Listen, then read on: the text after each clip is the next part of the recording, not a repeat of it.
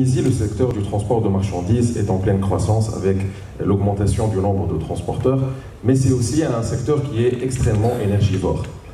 Le secteur du transport en Tunisie souffre d'un problème de retour à vide.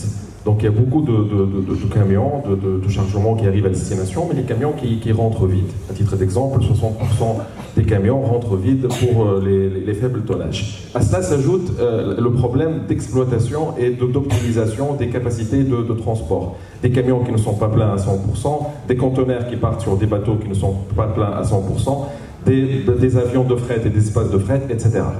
Et enfin, il y a une inégalité de chance par rapport aux transporteurs. Par exemple, si on prend un transporteur qui se trouve, un petit transporteur artisan qui se trouve dans une région à l'intérieur de la Tunisie, il aura moins de chances d'accès à des clients, à des prospects qu'un transporteur qui se trouve sur le Grand Tunis et qui a un grand budget marketing et c'est une grande entreprise par conséquence.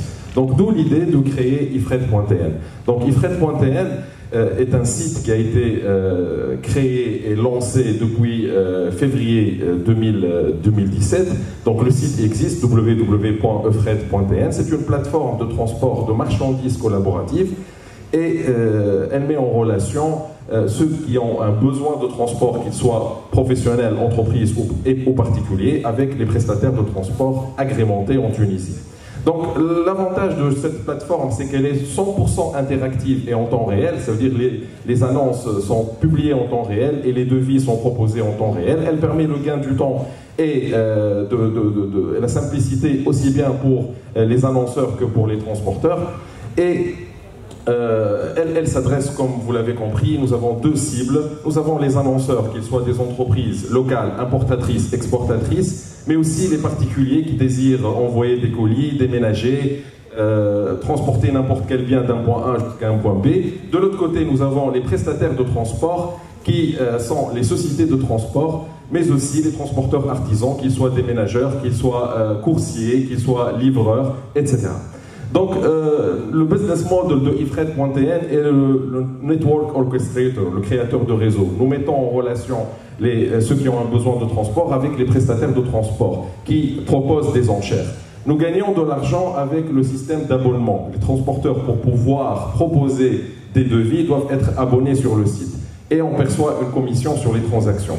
À moyen terme, si le site il devient fréquenté, nous comptons aussi sur la publicité.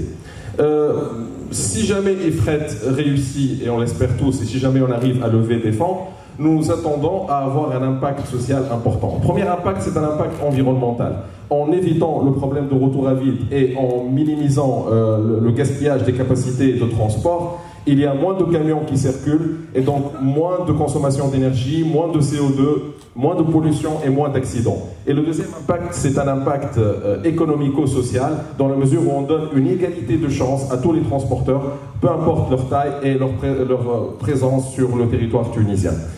Pour ce qui est de l'aspect financier, en 2017, le site il est ouvert gratuitement. On ne perçoit pas de l'argent. On va commencer à encaisser de l'argent à partir de janvier 2017 avec 50, on table sur 50 abonnements. L'abonnement il est à 50 dinars et des commissions de 5%.